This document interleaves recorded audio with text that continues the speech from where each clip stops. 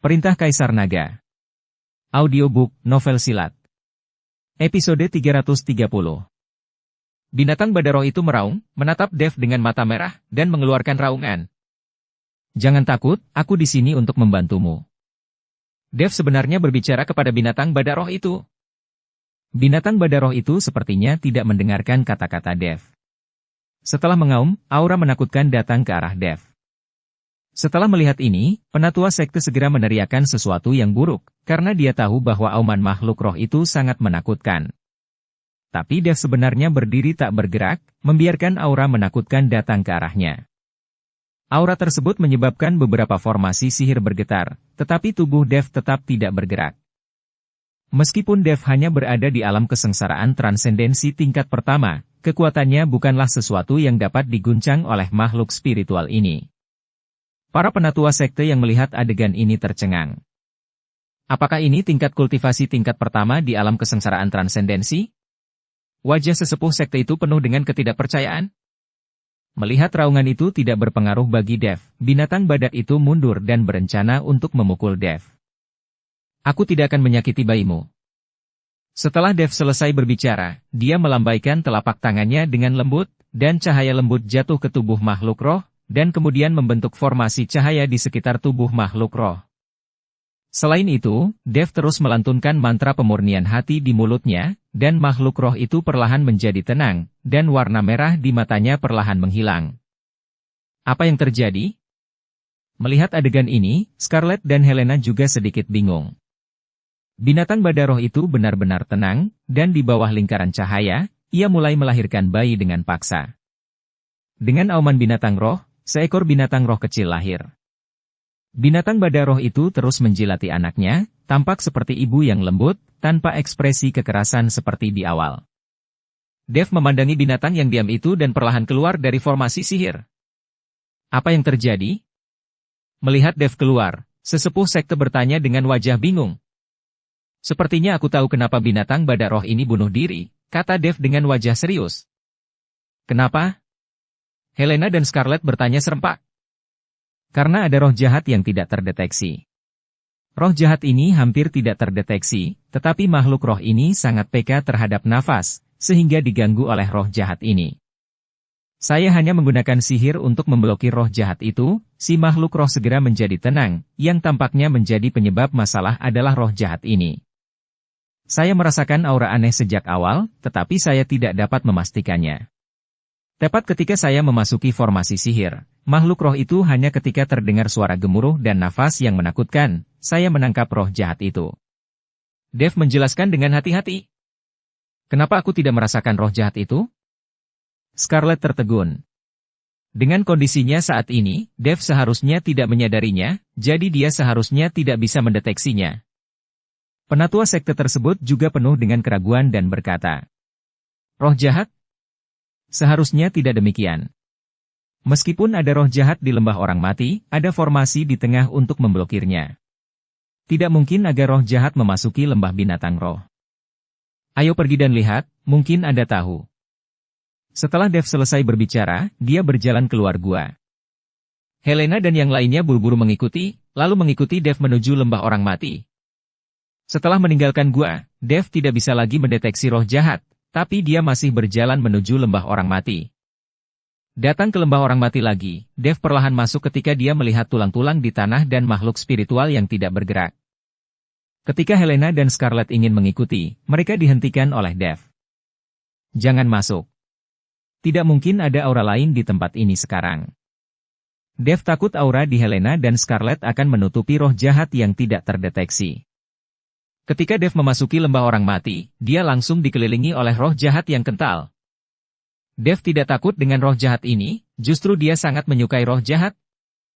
Hanya saja roh-roh jahat ini berbeda dengan roh-roh jahat yang baru saja dilihat Dev di dalam gua. Dev memandangi binatang badak yang mati itu. Mereka semua sepertinya tertidur, tetapi mereka tidak lagi bernapas sedikit pun. Dev mengedarkan teknik konsentrasi hati, menelan energi jahat di sekitarnya. Pada saat yang sama, Dev juga perlu menemukan roh jahat khusus di antara roh-roh jahat tersebut. Dengan mengikuti roh jahat itu, dia dapat mengetahui penyebabnya. Namun, tidak peduli seberapa keras Dev mencari, dia tetap tidak dapat menemukannya, yang membuat Dev sangat marah. Namun, Dev tidak melepaskan begitu banyak roh jahat. Di atas kepala Dev, energi jahat secara bertahap mengembun menjadi kabut dan terus bergerak masuk menuju tubuh Dev. Tapi saat Dev dengan rakus menyerap roh jahat itu, tubuhnya tiba-tiba bergetar sedikit. Karena dia memperhatikan roh jahat khusus itu, dan terlihat jelas bahwa roh jahat ini sepertinya memiliki kehidupan. Dia hanya memeriksa sekeliling Dev, tetapi tidak diserap oleh Dev, dan kemudian menghilang dengan cepat.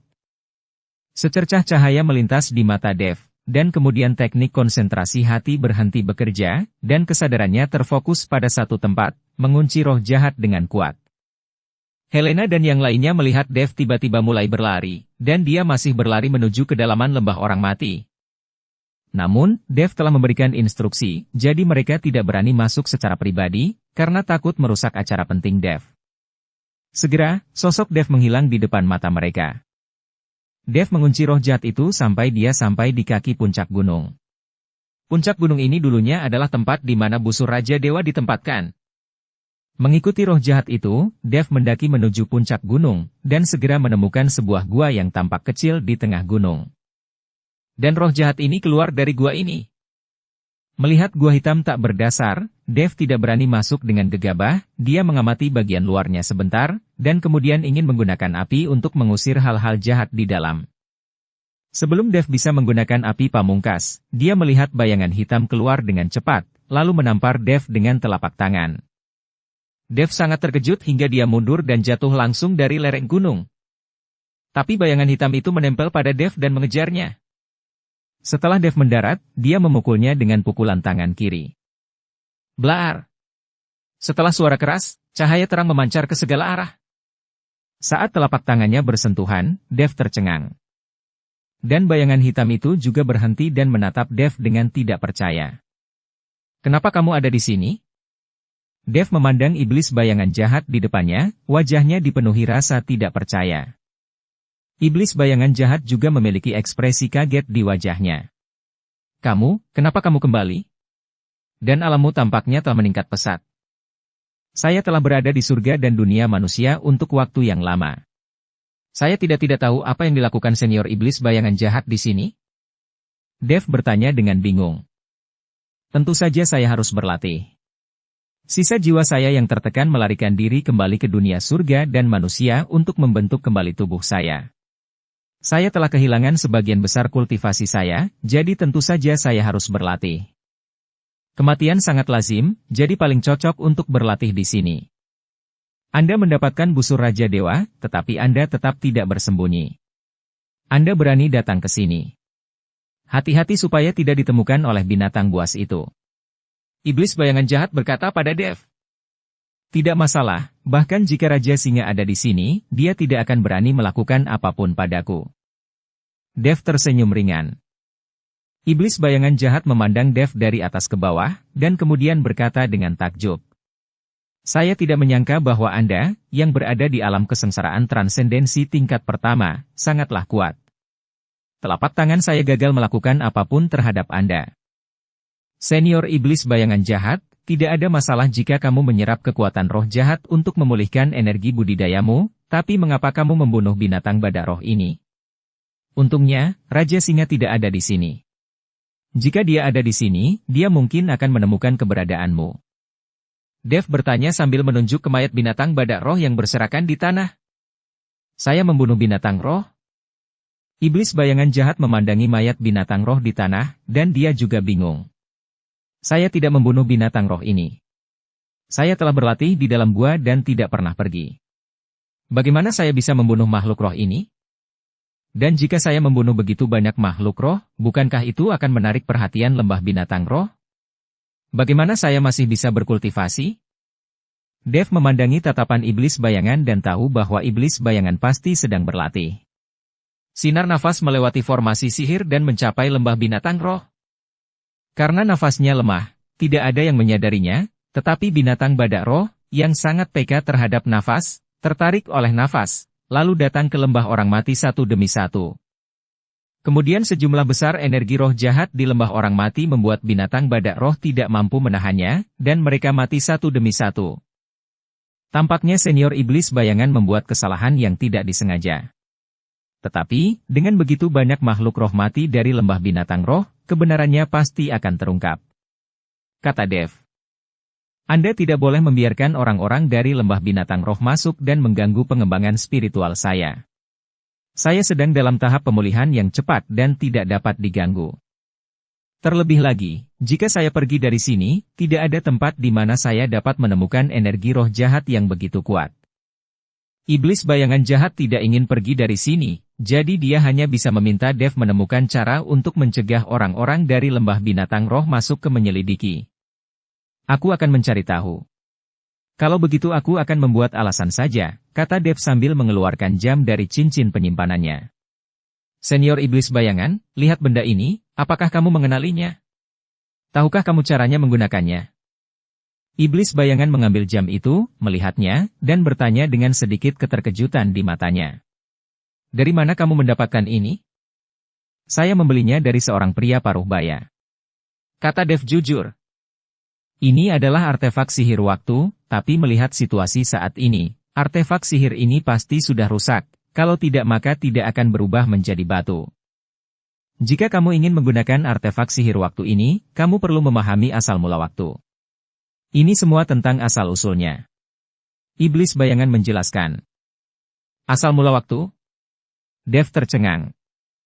Iblis bayangan tidak berbicara, tetapi memegang jam di satu tangan, dan tiba-tiba sebuah cahaya menyala di tangannya. Segera setelah itu, jam juga berkedip-kedip, dan jarum jam yang tidak bergerak sama sekali tiba-tiba melonjak. Dalam sekejap, jam kembali menjadi batu.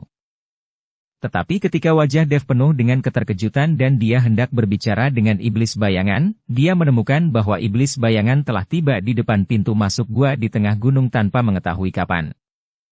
Pada saat ini, wajah Dev penuh ketidakpercayaan, dan dia melompat ke depan iblis bayangan.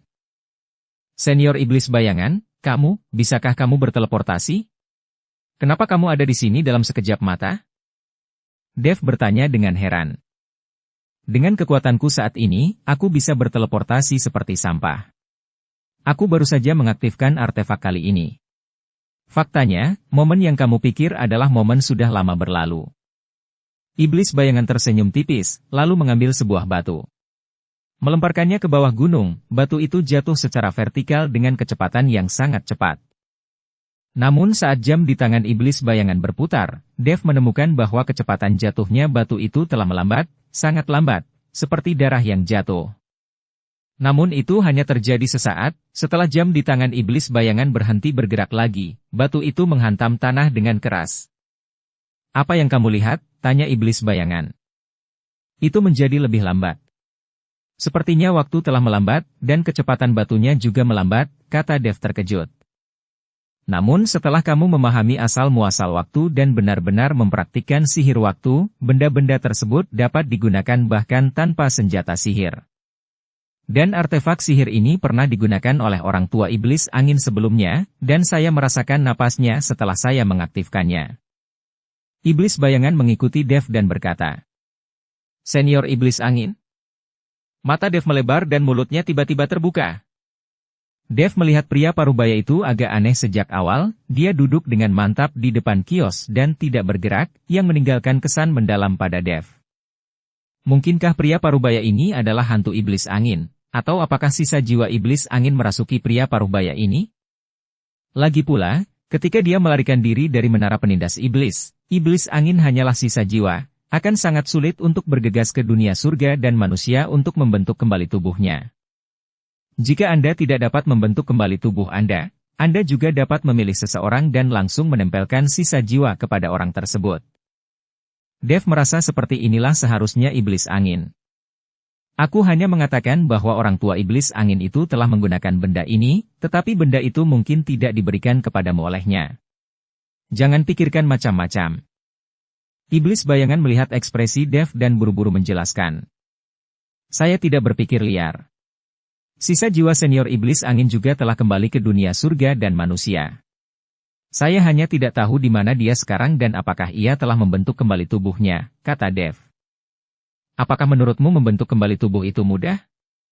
Jika aku tidak pergi langsung ke lembah orang mati, akan lebih sulit bagiku untuk membentuk kembali tubuhku daripada mencapai surga. Tubuh yang mati dan hidup kembali, itu melanggar hukum surga. Tidak semua orang bisa membentuknya kembali, kata iblis bayangan dengan emosi. Ketika Dev mendengar ini, dia menjadi semakin yakin bahwa pria paruh baya yang menjual jam itu kepadanya pastilah iblis angin. Pasti orang ini. Sepertinya orang yang menjual jam itu kepadaku pasti senior iblis angin. Aku sangat ingin mendapat kesempatan untuk bertemu dengannya, kata Dev dengan emosi. Saya tidak akan berbicara dengan Anda lagi. Saya ingin memulihkan kultivasi saya sesegera mungkin. Jangan lupa menjaga tempat ini untuk saya. Tidak ada yang boleh mengganggu saya. Setelah menginstruksikan Dev, iblis bayangan jahat kembali ke gua untuk berlatih lagi. Dev melompat turun dari lereng gunung dan melihat binatang badak roh yang mati dan Dev melihat tulang-tulang padat dari mayat. Dev sepertinya telah memikirkan sebuah cara. Ujung jari Dev terlihat berdetak, dan seberkas cahaya menghantam tulang di tanah. Banyak tulang mulai bergetar, dan berdiri, lalu sejumlah besar tulang menumpuk, dan perlahan berubah menjadi tengkorak besar. Dev melirik tengkorak itu, mengangguk puas, lalu berlari menuju pintu masuk lembah orang mati. Tengkorak besar itu mengejar Dev dari belakang. Dev menebas tengkorak itu dengan pedangnya, dan api beterbangan kemana-mana, tapi dia tidak bisa menghentikan tengkorak itu sama sekali. Dev semakin dekat, Helena dan yang lainnya telah melihat sosok Dev. Semua orang terkejut saat melihat tengkorak besar yang terbuat dari tulang di belakang Dev. Apa itu? Kata sesepuh sekte dengan kaget. Master. Helena hendak bergegas masuk. Jangan ada yang masuk. Dev berteriak, menghentikan Helena untuk bergegas masuk, dan kemudian mulai bertarung dengan tengkorak di depan Helena dan yang lainnya. Helena hanya bisa menonton dengan cemas. Dev mengikuti tengkorak besar itu dan bertarung selama lebih dari 10 putaran dengan cara yang baik, lalu memotong tengkorak itu menjadi beberapa bagian dengan pedang. Dev berpura-pura terengah-engah, lalu berjalan keluar dari lembah orang mati. Apa yang terjadi? Scarlet bertanya pada Dev. Setelah erosi waktu, beberapa tulang putih di lembah orang mati benar-benar mengembangkan kesadaran spiritual, dan kemudian menarik binatang badak roh ke lembah orang mati, dan menggunakan nafas unik dari binatang badak roh untuk berlatih. Itu saja, aku sudah mengalahkan tengkoraknya. Benar-benar dipenggal. Aku akan menyiapkan formasi sihir sehingga roh jahat di lembah orang mati tidak akan pernah mencapai lembah binatang roh. Setelah Dev selesai berbicara, dia mulai dengan gugup membuat formasi sihir. Dia ingin membentuk formasi besar sehingga tidak ada yang bisa memasuki lembah orang mati, jika tidak, dia akan mendapat masalah jika ada mengganggu iblis bayangan yang sedang berkultivasi. Melihat bahwa Dev akan membutuhkan waktu untuk menyiapkan formasi, penatua sekte berkata, Tuan Chen, Anda sibuk dulu. Saya akan mengurus binatang roh yang tersisa. Sekarang yang ada hanya binatang roh dan anaknya, yang harus dijaga. Baiklah, silakan saja. Dev mengangguk. Penatua sekte pergi, dan Dev terus mengatur formasi. Pintu masuk ke lembah binatang roh. Beberapa biksu perlahan berjalan menuju lembah binatang roh. Seorang pria dan seorang wanita berada di depan tim. Saudaraku, mengapa menurutmu penatua Fei mengkhianatinya? Guru sangat khawatir sekarang. Kita harus menangkap penatua Fei untuk melapor. Penatua Chu dari aliansi penyegal iblis telah berbicara. Jika penatua Fei tidak dapat ditangkap, istana tanpa jiwa kita semua akan mati. Wanita berpakaian hitam bertanya pada pria berpakaian hitam di sebelahnya. Bagaimana aku tahu? Sekarang aku hanya bisa menaruh harapanku pada binatang badak roh di lembah binatang roh. Kudengar bahwa binatang badak roh sangat sensitif terhadap aura. Kuharap kita dapat menemukan penatua Fei, kalau tidak, istana tanpa jiwa kita akan benar-benar musnah. Pria berpakaian hitam itu menghela nafas dan berkata, Berhenti, siapa kamu? Tepat ketika para penggarap iblis dari istana tanpa jiwa ini mencapai pintu masuk lembah, mereka tiba-tiba dihentikan oleh orang-orang dari lembah binatang roh. Kalian berdua, kami dari istana tanpa jiwa. Kami datang ke sini khusus untuk berkunjung dan ingin membeli beberapa binatang roh. Pria berbaju hitam itu melangkah maju dan berkata dengan sangat sopan. Penjaga itu melihatnya, lalu berkata, Tunggu sebentar. Setelah mengatakan itu, penjaga itu pergi untuk melaporkannya. Lembah binatang roh juga melakukan bisnis dengan menjual binatang roh kepada beberapa pembudidaya iblis atau biksu manusia. Lagi pula, sulit untuk menjinakkan binatang roh. Dukung channel Novel Silat dengan subscribe, follow, like, komen dan share. Jadi lembah binatang roh telah memulai bisnis semacam ini, yang dapat menghasilkan banyak sumber daya untuk lembah binatang roh, dan sebagai ras binatang buas, akan lebih mudah bagi mereka untuk menjinakkan monster. Pada saat ini, penatua sekte sedang berada di dalam gua, melihat binatang badak roh, dan penjaga segera datang untuk melapor. Penatua, ada orang-orang dari istana tanpa jiwa yang datang ke sini untuk membeli makhluk roh, kata penjaga itu. Istana tanpa jiwa? Penatua sekte itu sedikit mengernyit. Apakah itu seorang penggarap iblis? Sepertinya saya belum pernah mendengar tentang sekte itu. Itu adalah penggarap iblis, mungkin bukan dari wilayah selatan kita, kata penjaga itu. Pergi dan undang orang masuk, mereka adalah tamu, kata penatua sekte. Di area Gunung Iblis Surgawi ini, para penggarap iblis tidak akan menjadi sasaran, jadi para penatua sekte tidak perlu waspada terhadap para penggarap iblis ini. Segera, beberapa penggarap iblis dari istana tanpa jiwa dibawa menghadap penatua sekte. Pria berbaju hitam berkata langsung. Kami dari istana tanpa jiwa. Kami datang ke lembah binatang roh Anda untuk membeli binatang roh. Rekan Taois, binatang roh jenis apa yang ingin Anda beli? Selama kami memilikinya, kami bisa menjual semuanya yang kita miliki di lembah binatang roh, kata penatua sekte. Binatang badak roh, kata pria berbaju hitam dengan tenang. Binatang badak roh? Setelah mendengar ini, sesepuh sekte langsung mengerutkan kening. Semua binatang badak roh sudah mati, dan sekarang hanya tersisa satu yang besar dan satu yang kecil. Bagaimana itu bisa dijual? Penatua sekte tidak menyangka bahwa tiba-tiba semuanya menginginkan binatang badak roh ini. Rekan Taois, aku benar-benar minta maaf, tapi lembah binatang roh kami tidak bisa menjual binatang badak roh. Kata sesepuh sekte dengan sangat meminta maaf. Pria berwajah hitam itu berubah sedikit dingin. Apa kamu takut kami tidak mampu membayar harganya?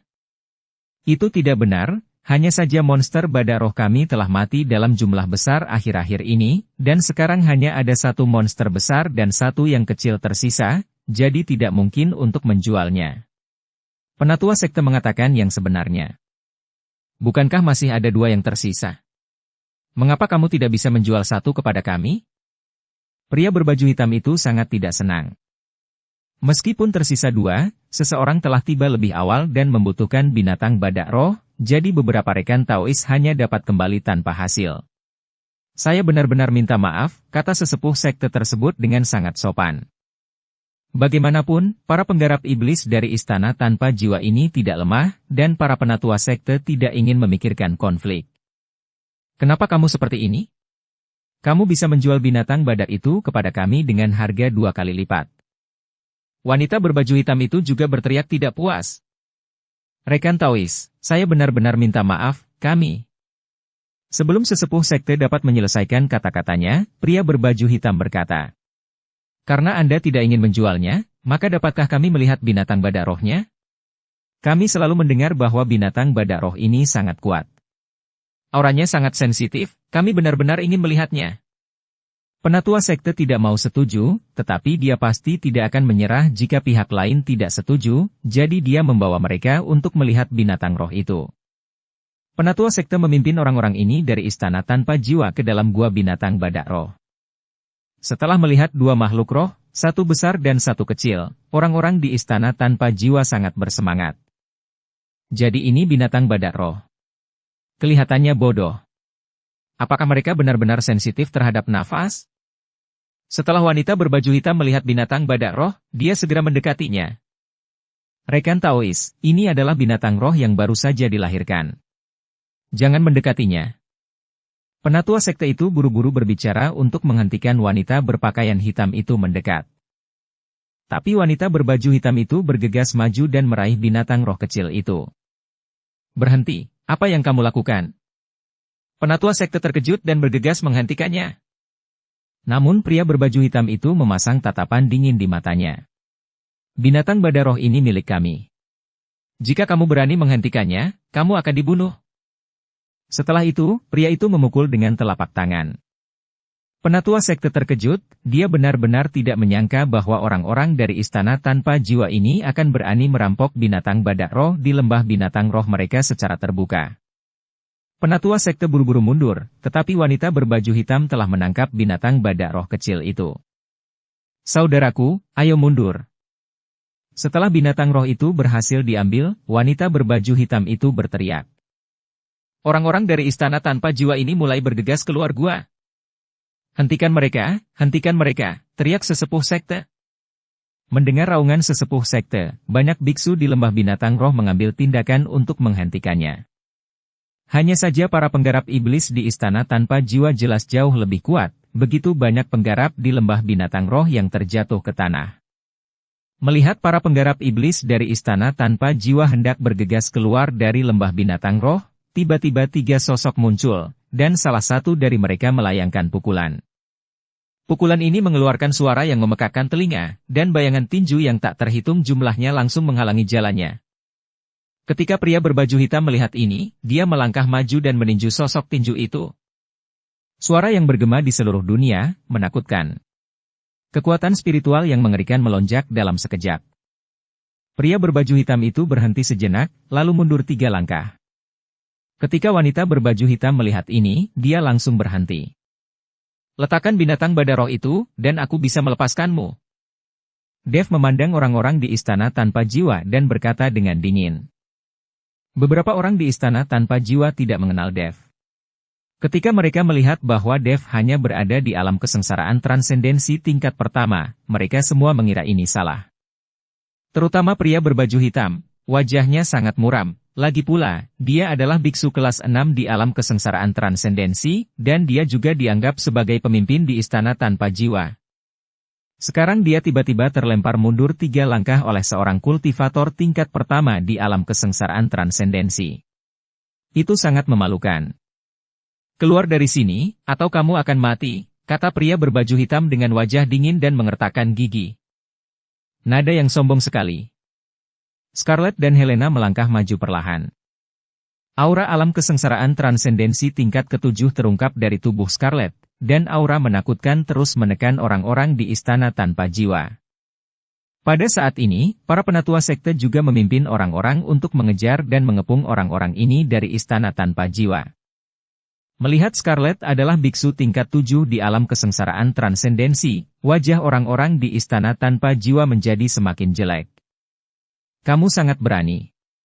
Kami dari istana tanpa jiwa. Jika kamu berani menyentuh kami, kamu akan dibunuh oleh istana tanpa jiwa. Jika kamu tidak ingin lembah binatang roh berubah menjadi api penyucian, berikan jalan kepadaku segera. Pria berbaju hitam keluar dari rumah dan berteriak keras. Dia mengira nama istana tanpa jiwa akan mengejutkan semua orang. Tapi saya menemukan bahwa setelah saya mengatakannya, tidak ada yang menyerah. Istana tanpa jiwa?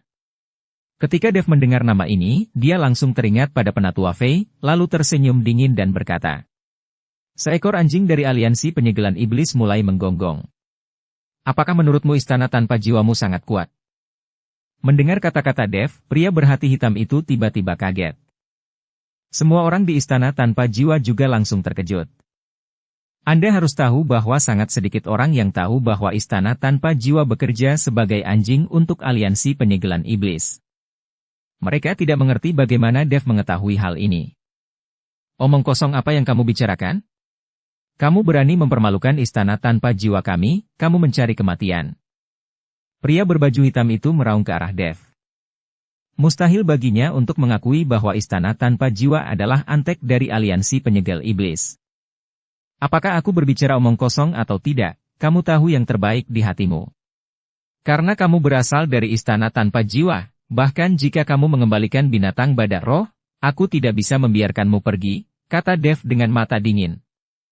Istana tanpa jiwa juga mengejar Dev. Sekarang Dev telah bertemu seseorang dari istana tanpa jiwa, bagaimana dia bisa melepaskannya begitu saja? Terlebih lagi, sekarang mereka mengikuti orang-orang dari lembah binatang roh, kekuatan mereka tidak lemah. Cukup sudah berurusan dengan orang-orang dari istana tanpa jiwa ini.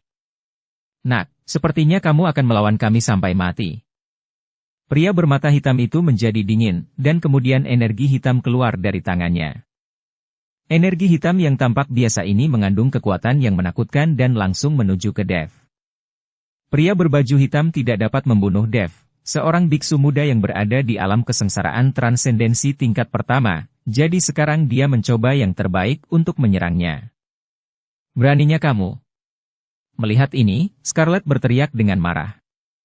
Tapi Dev menghentikan Scarlet, dan cahaya dingin di matanya terus berkedip. Jangan khawatir, dia hanya berada di alam kesengsaraan transendensi tingkat 6, saya hanya ingin mencobanya. Saya melihat cahaya keemasan keluar tubuh Dev, dan tubuh emas yang tidak bisa dihancurkan diaktifkan, dan seketika seluruh tubuhnya tertutup sisik emas. Blaar! Energi hitam meledak, dan Dev langsung menciptakan dua penghalang, mengambil posisi bertahan. Tetapi ketika kedua penghalang itu bersentuhan dengan energi hitam, keduanya langsung hancur. Lalu menghantam tubuh emas Dev yang tidak bisa dihancurkan. Dev mundur 3 langkah. Sisik emas dari tubuh emas yang tidak bisa dihancurkan terus berjatuhan, dan tak lama kemudian kulit Dev terlihat.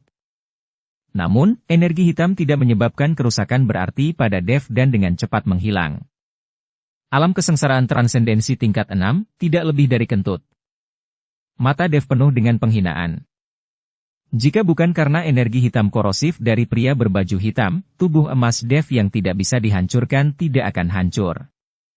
Melihat dia berjuang keras, tapi dia tidak hanya tidak bisa membunuh Dev, dia bahkan tidak menyakiti bisa Dev. Hati pria itu tiba-tiba menimbulkan badai. Anda harus tahu bahwa Dev hanyalah seorang biksu tingkat pertama di alam kesengsaraan transendensi, dan dia adalah biksu alam kesengsaraan transendensi tingkat 6. Ada perbedaan 5 alam kecil. Bagaimana tidak bisa dibunuh? Orang lain di istana tanpa jiwa juga melihat ke arah Dev dengan kaget saat ini, mata mereka penuh rasa tidak percaya. Letakkan binatang bada roh itu. Dev memandang wanita berbaju hitam itu dan berkata dengan mata dingin. Hah, hanya karena kamu bisa menolak telapak tangan kakakku, bukan berarti kamu bisa menolak telapak tanganku. Serahkan padamu ketika kamu mau. Kamu pikir kamu ini siapa? Wanita berbaju hitam itu meletakkan binatang badak roh dan mengambil tindakan terhadap Dev. Seorang gadis sangat kasar, kamu benar-benar perlu dihukum. Scarlet mendengus dingin, dan seketika nafas keluar dari tubuhnya. Blaar! Sebelum wanita berbaju hitam sempat bereaksi, dia merasakan beban berat menimpa tubuhnya dan jatuh berlutut dengan bunyi gedebuk. Adik! Ketika pria berbaju hitam melihat ini, dia berteriak dengan cemas. Wanita berbaju hitam itu mengertakkan gigi dan berusaha keras untuk bangun, tapi dia tidak bisa bergerak sama sekali. Dia, alam kesengsaraan transendensi tingkat ke-6, tidak berdaya untuk melawan di depan Scarlet, alam kesengsaraan transendensi tingkat ke-7. Orang-orang dari istana tanpa jiwa ini terlalu lemah. Kalian hanya memiliki ranah kultivasi, tetapi tidak memiliki kemampuan nyata. Scarlet tidak bisa menahan cibiran. Secara logika, biksu alam kesengsaraan transendensi kelas 6 tidak akan dengan mudah untuk ditekan oleh biksu alam kesengsaraan transendensi kelas 7, tapi dia bahkan tidak dapat bergerak bahkan dengan nafas acak. Itu hanya karena istana tanpa jiwa telah menjadi antek dari aliansi penyegelan iblis, jadi baik itu sumber daya maupun pelatihan, semuanya sudah kosong.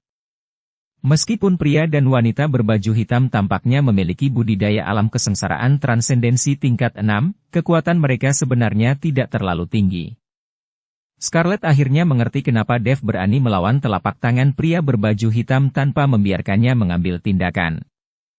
Kami akan kembalikan binatang badak roh ini padamu. Kami tidak menginginkannya lagi. Biarkan kami pergi. Pria berbaju hitam itu memandang Scarlet dan berkata. Scarlet tidak bergerak sama sekali, dan terus menekan wanita berbaju hitam. Melihat ini, pria berbaju hitam hanya bisa melihat ke arah Dev. Dia melihat bahwa Devlah yang membuat keputusan terakhir di sini. Katakan padaku, istana tanpa jiwamu menginginkan binatang badak roh itu untuk apa? Dev bertanya pada pria berbaju hitam. Pria berbaju hitam itu sedikit mengernyit, ragu-ragu, dan sepertinya tidak ingin mengatakan apapun. Jika kami menanyakan sesuatu padamu, katakan saja dengan jujur, jika tidak. Scarlett menambahkan sedikit nafas, dan wanita berbaju hitam itu tiba-tiba berteriak. Aku akan bilang. Melihat ini, pria berbaju hitam buru-buru berkata. Ada pengkhianat di istana tanpa jiwa kami. Kami membutuhkan binatang roh untuk mendeteksi aura pengkhianat itu dan menemukannya di mana pengkhianat itu berada. Pengkhianat? Dev mengerutkan kening dan langsung teringat pada Penatua Fei. Apakah pengkhianat yang kamu bicarakan adalah Penatua Fei dari istana tanpa jiwamu? Dev bertanya. Pria berbaju hitam itu tertegun dan menatap Dev dengan ekspresi tidak percaya di wajahnya. Bagaimana kamu tahu? Kamu tidak perlu khawatir tentang bagaimana aku mengetahuinya. Katakan padaku dulu, bagaimana caranya Penatua Fei telah berkhianat? Dev sedikit menyipitkan matanya dan berkata, saya tidak bisa mengatakannya. Pria berbaju hitam itu menggelengkan kepalanya. Ketika Dev melihat ini, pedang pembunuh naga langsung muncul di tangannya, dan kemudian menempel di bahu wanita berbaju hitam.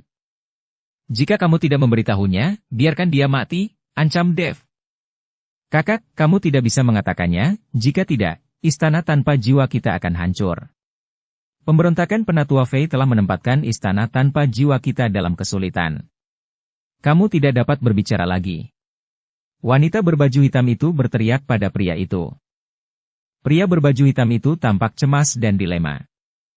Dev memberikan sedikit kekuatan pada pedang pembunuh naga di tangannya, dan garis tipis langsung muncul di leher wanita itu. Luka dan darah terus berjatuhan. Melihat Dev benar-benar mengambil tindakan, pria berbaju hitam buru-buru berkata. Jangan mengambil tindakan, aku akan katakan. Setelah jeda, pria berbaju hitam berkata. Itu adalah Penatua Chu dari Aliansi Penyegelan Iblis yang memberitahu kami. Memang benar bahwa kami bekerja sama dengan Aliansi Penyegelan Iblis. Penatua Chu mengatakan bahwa Penatua Fei diam-diam menyerang Tyrell Zuo, tuan muda dari Aliansi Penyegelan Iblis, yang menyebabkan Tyrell dibunuh oleh Dev. Penatua Chu memberitahu kami bahwa istana tanpa jiwa harus memberikan penjelasan, dan dia juga menghubungi kepala cabang terdekat dari Aliansi Penyegelan Iblis, bersiap untuk memburu Dev. Setelah mendengar kata-kata pria berbaju hitam, Dev tersenyum dingin dan berkata, apakah pemimpin Aliansi Penyegelan Iblis tahu bahwa putranya sudah mati? Saya pikir belum tahu. Jika dia mengetahuinya, saya khawatir istana tanpa jiwa kami dan Penatua Chu tidak akan bertahan hidup. Pria berbaju hitam itu menggelengkan kepalanya, lalu melanjutkan. Aku sudah mengatakannya dengan jujur, kamu akan melepaskan adikku, kan? Tentu saja aku tahu apa yang kamu katakan itu jujur, karena akulah Dev yang kamu katakan, kata Dev sambil tersenyum tipis. Apakah kamu Dev? Pria bermata hitam itu sangat terkejut. Dia tidak percaya dia bisa bertemu Dev di lembah binatang roh ini. Wanita berbaju hitam juga memandang Dev dengan tidak percaya. Tentu saja, jika aku Dev, bukankah istana tanpa jiwamu mendapat perintah untuk memburuku? Dev masih memiliki senyuman di wajahnya. Pria berbaju hitam itu tampak pucat saat ini, dia tahu jika dia jatuh ke tangan Dev, dia pasti tidak akan berakhir dengan baik. Wanita berbaju hitam juga perlahan menundukkan kepalanya. Pada titik ini, mereka hanya bisa menerima nasib buruk. Jika Scarlett tidak ada di sini, mereka bisa bertarung dengan Dev. Bahkan jika ada bantuan dari lembah binatang roh, mereka tidak takut. Tapi sekarang Scarlett ada di sini, biksu tingkat 7 di alam kesengsaraan transendensi, mereka bukan tandingannya sama sekali. Karena kami telah jatuh ke tanganmu, kamu dapat membunuh atau memenggal kepala kami sesukamu, tetapi guruku akan membalaskan dendam kami, kata pria berbaju hitam dengan dingin. Aku tidak akan membunuhmu. Kembalilah dan beritahu tuan istanamu untuk berhenti bekerja untuk Aliansi Penyegelan Iblis. Jika istana tanpa jiwamu masih ingin membantu Aliansi Penyegel Iblis untuk membunuhku, aku akan menemanimu kapan saja. Aku di sini berkata sekali saja, tidak akan ada akhir yang bagus. Dev menyingkirkan pedang pembunuh naga. Wanita berbaju hitam itu terkejut dan menatap Dev dengan tidak percaya, dia tidak menyangka Dev akan melepaskannya. Pria berbaju hitam tidak menyangka Dev akan melepaskan mereka. Apakah kamu mengatakan yang sebenarnya? Pria berbaju hitam itu bertanya tak percaya. Tentu saja, kamu boleh pergi sekarang. Dev melambaikan tangannya, membuat Scarlett menarik napas. Wanita berbaju hitam merasakan tubuhnya rileks, lalu perlahan berdiri. Kedua saudara laki-laki dan perempuan, pria berbaju hitam dan wanita berbaju hitam, melirik ke arah Dev lalu mereka pergi bersama. Master, mengapa Anda tidak membunuh orang-orang ini? Karena Anda tahu bahwa mereka mengejar Anda, mengapa Anda membiarkan harimau itu kembali ke gunung? Helena bertanya dengan sangat bingung. Membunuh mereka di sini pasti akan membangkitkan kebencian istana tanpa jiwa terhadap lembah binatang roh. Jika demikian, lembah binatang roh mungkin tidak memiliki kehidupan yang baik. Orang-orang dari istana tanpa jiwa ini tidak terlalu kuat, jadi tidak perlu khawatir, kata Dev sambil tersenyum tipis. Ketika para penatua sekte melihat bahwa Dev mempertimbangkan dampak bagi lembah binatang roh mereka, mereka sangat berterima kasih. Tuan Chen, Anda boleh membawa binatang badak roh kecil ini. Meskipun binatang badak roh kecil ini baru saja dilahirkan, ia masih peka terhadap nafas. Dan binatang badak roh ini memiliki kemampuan berkembang biak yang sangat kuat. Saya yakin binatang badak roh ini akan bertahan. Tidak butuh waktu lama, lembah binatang roh kami akan ada lebih banyak binatang roh. Kata penatua sekte kepada Dev. Terima kasih banyak, penatua sekte. Dev tidak sopan dan langsung mengambil binatang badak roh kecil itu. Setelah mengucapkan selamat tinggal, Dev, Helena dan Scarlet bergegas kembali ke lembah roh darah bersama binatang badak roh. Wilayah Selatan, Ye Cheng. Ini juga merupakan kota di kaki Gunung Iblis Surgawi, dan Ye Cheng mengikutinya Fan Cheng tidak jauh. Alasan mengapa disebut Ye Cheng adalah karena ada keluarga terbesar di sini, keluarga Ye. Dan keluarga Ye ini juga merupakan cabang dari aliansi penyegelan iblis. Kepala keluarga Ye, Ludwig Ye, adalah penguasa cabang aliansi penyegelan iblis di wilayah selatan.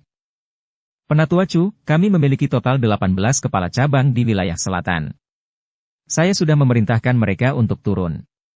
Selama Dev masih di wilayah selatan, dia bahkan tidak bisa berpikir untuk melarikan diri. Ludwig berkata kepada Penatua Chu yang duduk di seberangnya. Terima kasih banyak, penguasa cabang Ye. Penatua Chu berdiri dan berterima kasih padanya. Penatua Chu, Anda terlalu sopan. Kita semua melayani pemimpin aliansi. Sekarang putra pemimpin aliansi telah dibunuh oleh Dev, kita harus melakukan yang terbaik. Ludwig melambaikan tangannya dan berkata. Penatua Chu, saya juga telah memerintahkan murid-murid saya untuk pergi ke lembah binatang roh untuk membeli binatang roh. Selama ada binatang roh, saya pasti akan menangkap pengkhianat Penatua Fei dan memberikan penjelasan kepada Penatua Chu dan aliansi penyegelan iblis. Kata seorang lelaki tua berjanggut yang duduk di sisi lain. Orang ini adalah Tadeus Song, penguasa istana tanpa jiwa. Istana tanpa jiwamu telah dibina oleh aliansi penyegelan iblis selama bertahun-tahun, tapi untuk pertama kali ada pengkhianat, dia melakukan sesuatu yang sangat buruk. Jika pemimpin aliansi mengetahui hal ini, seluruh istana tanpa jiwamu akan hancur. Penatua Chu melihat Tadeus, ada ketidakpuasan di matanya. Dahi Tadeus dipenuhi keringat dingin dan dia meminta maaf berulang kali.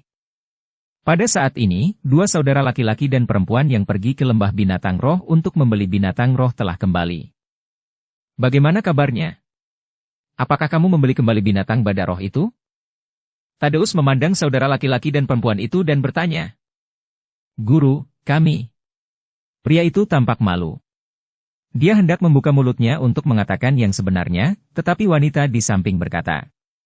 Guru, kami telah membelinya.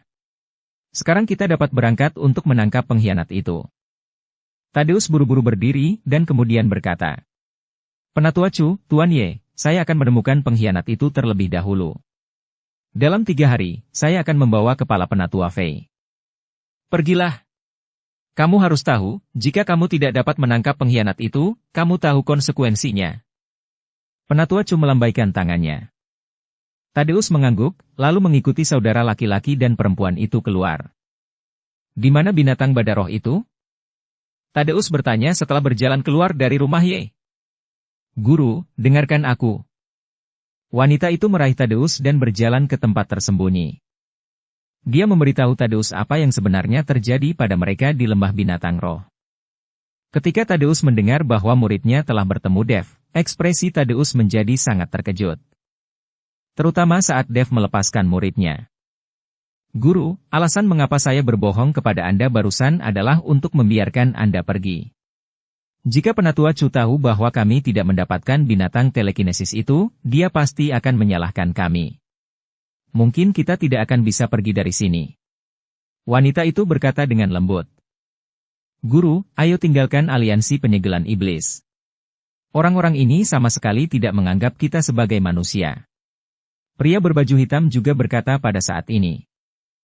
Ya, setelah meninggalkan aliansi penyegelan iblis, tidak ada juga binatang telekinesis sekarang. Kita sama sekali tidak dapat menemukan Penatua Fei. Ketika 3 hari berlalu, Penatua Chu pasti akan menyerang kita. Dan Tyrell itu ditemani oleh Penatua Chu. Ya, Tyrell sudah mati. Penatua Chu sendiri tidak berani melapor kepada pemimpin aliansi, dan dia ingin istana tanpa jiwa kita yang disalahkan. Siapa yang tahu apakah Penatua Fei benar-benar memberontak? Wanita itu berkata kepada Tadeus untuk menganalisis. Tadeus sedikit mengernyit, seolah dia sedang berjuang di dalam hatinya. Tanpa binatang badak roh, mereka mungkin tidak dapat menemukan Penatua Fei bahkan dalam 3 hari, apalagi 3 hari. Terlebih lagi, mereka tidak tahu apakah Penatua Fei masih hidup atau mati sekarang. Jika Penatua Chu mengatakan ini dengan sengaja untuk membuat istana tanpa jiwa mereka disalahkan, apa yang dapat mereka lakukan? Setelah memikirkannya berulang kali, Tadeus akhirnya mengangguk dan berkata, Oke, ayo kita lanjutkan dan beritahu semua orang. Semua murid istana tanpa jiwa akan meninggalkan Ye Cheng. Mari kita tunggu dan lihat apa yang terjadi. Saudara laki-laki dan perempuan itu mengangguk dan pergi untuk memberitahu semua murid istana tanpa jiwa. Lembah roh darah. Setelah Simour menguburkan semua murid yang mati itu, dia membersihkan seluruh lembah roh darah. Hantu tua Gunung Iblis selalu mengikuti Simour, dia selalu takut Simour tidak akan mampu menanggungnya dan melakukan hal bodoh. Bagaimanapun, lembah roh darah ini telah ada selama ribuan tahun, namun ketika Simour memimpin, semua hampir hancur. Hal ini membuat Simour malu untuk berhadapan muka dengan leluhurnya. Luo tua, selama kamu masih di sini, lembah roh darah akan tetap ada di sini, jangan terlalu sedih. Hantu tua Gunung Iblis dengan lembut menepuk bahu Simour dan berkata. Simour tidak berbicara, dia tengah memikirkan siapa orang yang begitu kejam sehingga orang itu membunuh semua orang di lembah roh darahnya. Guru, ada seseorang yang berkunjung di luar lembah. Pada saat ini, Dustin datang dan berkata kepada Simour. Siapa itu? Simour tercengang. Lembah roh darah seperti ini, mengapa orang masih datang untuk berkunjung? Aku tidak tahu, dia adalah pria parubaya, dan sepertinya dia tidak terlalu kuat, jawab Dustin. Simour berdiri dan berjalan keluar, diikuti oleh hantu tua Gunung Iblis. Ketika mereka sampai di pintu masuk lembah, mereka menemukan seorang pria parubaya menunggu dengan tenang. Simour melihat sekeliling dan menemukan bahwa pihak lain sebenarnya adalah ras binatang buas, yang membuat Simour sangat bingung. Dia tidak mengerti mengapa ras binatang buas ini datang ke tempatnya. Meskipun ketiga ras tidak bertarung atau membunuh satu sama lain di wilayah Gunung Iblis Surgawi, dan lembah roh darah mereka juga tidak memiliki persahabatan dengan ras binatang buas. Rekan Taois, saya ingin tahu apa yang kamu lakukan di sini? Simour melangkah maju dan bertanya kepada pria paruhbaya itu dengan sangat sopan. Mencari seseorang, kata pria paruhbaya itu dengan sangat dingin. Siapa yang kamu cari? Simour terus bertanya. Saya mencari Dev dan saya memintanya keluar untuk menemui saya. Pria parubaya itu berkata dengan nada mendominasi. Melihat sikap arogan pria parubaya itu, Simour sedikit tidak senang. Dustin di samping juga mengerutkan kening. Kamu terlihat sangat gila. Karena kamu di sini untuk mencari seseorang, kamu harus bersikap sopan. Dan apakah kamu tahu siapa itu Tuan Chen? Apakah dia sesuatu yang bisa kamu temui jika kamu mau? Pria parubaya itu menatap Dustin dengan dingin, lalu mendengus dingin. Nafas yang tak terdengar pelan, membuat Dustin berlutut. Anak bodoh, kamu berani bicara seperti ini padaku. Jika sebelumnya aku tidak menahan auraku, kamu pasti sudah berubah menjadi tumpukan darah sekarang. Pria parubaya itu mendengus dingin. Ketika Simour melihat ini, ekspresinya langsung berubah menjadi jelek, tubuhnya sedikit gemetar, dan nafas naik, langsung mengikuti pria paruhbaya itu untuk bersaing dengannya. Ini lembah roh darah, bukan tempat bagimu untuk bertindak liar. Jika kamu menemukan seseorang, bicaralah padaku. Jika kamu ingin mengambil tindakan, aku bisa menemanimu, kata Seymour dengan wajah dingin, dengan mata penuh niat membunuh. Pria parubaya itu melihat ekspresi membunuh Seymour, tapi dia tidak takut sama sekali, malah dia sedikit mengangkat sudut mulutnya. Sebenarnya tidak ada harimau di pegunungan, dan monyet adalah rajanya. Setelah mengatakan ini, aura di tubuh pria parubaya itu langsung meroket dan Seymour terbang mundur. Lancang. Melihat ini, hantu tua gunung iblis menampar pria parubaya itu dengan telapak tangannya. Dia merasa orang ini terlalu gila dan dia harus diberi pelajaran. Melihat hantu tua gunung iblis menamparnya dengan telapak tangannya, pria parubaya itu dengan santai meninjunya. Kilatan cahaya putih melintas, dan aura besar itu seperti bola meriam, yang bertabrakan dengan keras dengan telapak tangan hantu tua gunung iblis. Hantu tua gunung iblis juga terbang mundur. Dia mundur puluhan langkah sebelum dia mendapatkan kembali keseimbangannya. Ternyata benar. Tepat setelah melewati alam kesengsaraan transendensi tingkat ketujuh, kamu berhadapan dengan awan kesengsaraan iblis dan berhasil melewatinya. Pria parubaya itu memandang hantu tua gunung iblis dengan kagum dan berkata. Wajah hantu tua gunung iblis penuh dengan keterkejutan, dan dia membuka mulutnya dan berkata. Siapa kamu? Mengapa kamu tahu tinju cahaya suci? Di mata hantu tua gunung iblis dan yang lainnya, orang seperti ini adalah penuh aura ras binatang, dan dia jelas-jelas ras binatang, kenapa dia bisa mengetahui tinju cahaya suci dari silsilah iblis angin? Ini tidak mungkin. Anda harus tahu, selain iblis tua itu sendiri, tak satu pun dari mereka tahu cara menggunakan tinju cahaya suci. Tinju cahaya suci adalah keahlian unik iblis angin. Bagaimana dia bisa mengajarkannya kepada orang lain sesuka hati? Satu-satunya tinju cahaya suci yang pernah dilihat oleh hantu tua gunung iblis ketika itu digunakan oleh Dev. Mungkinkah orang dari ras binatang ini juga diajari oleh iblis angin sendiri? Kamu tidak perlu khawatir kenapa aku tahu tinju cahaya suci. Kamu hanya perlu memanggil Dev, pria parubaya itu berkata dengan tenang. Tuan Chen memang tidak ada di sini. Jika Anda memiliki sesuatu yang mendesak untuk dilakukan dengannya, Anda dapat menunggu di lembah roh darah kami sebentar. Dia akan segera kembali. Hantu tua gunung iblis melangkah maju, sikapnya menjadi jauh lebih hormat. Jangan bicara tentang bagaimana pria parubaya ini mempelajari tinju cahaya suci. Karena dia mengetahui tinju cahaya suci, itu membuktikan bahwa dia terhubung dengan garis keturunan iblis angin mereka. Karena dia ada hubungannya, hantu tua gunung iblis harus bersikap sopan dan hormat. Hantu tua gunung iblis tahu betul status orang yang dapat menguasai tinju cahaya suci dalam silsilah iblis angin mereka. Melihat sikap hantu tua gunung iblis menjadi penuh hormat, dan bahwa Dev memang tidak berada di lembah roh darah, pria parubaya itu mengangguk dan berkata, Oke, saya akan menunggu dia kembali. Saya akan tinggal di lembah roh darah lembah untuk saat ini. Setelah mengatakan itu, pria parubaya itu langsung berjalan. Memasuki lembah roh darah, ketika pria parubaya itu melewati Dustin, Dustin menatapnya dengan hati-hati, lalu matanya melebar dan dia berkata, Hei, aku ingat, aku tahu siapa kamu. Setelah Dustin mengatakan ini, hantu tua gunung iblis dan Seymour semua melihat ke arah Dustin. Dia adalah orang besar yang mendirikan kios di sekte Suanyin. Tuan Chen juga membeli sesuatu darinya, yang sepertinya adalah jam yang diukir dari batu giok, kata Dustin tiba-tiba menyadari. Ketika hantu tua gunung iblis dan Seymour mendengar ini, mereka terdiam. Pengetahuan macam apa yang dimilikinya? Mereka hanya tahu bahwa orang itu telah mendirikan kios pinggir jalan, tapi lalu kenapa? Dia sangat kuat, dan jika dia benar-benar ingin memasuki lembah roh darah, tidak ada yang bisa menghentikannya. Anda pergi menemui Tuan Chen, apakah Anda menyesalinya dan ingin mengambil kembali barang-barang itu? Dustin bertanya pada pria parubaya itu. Tapi pria parubaya itu mengangkat kakinya dan berjalan langsung ke lembah roh darah, tanpa berkata apa-apa. Bersambung ke episode 331. Dukung kami dengan subscribe, follow, like, komen dan share.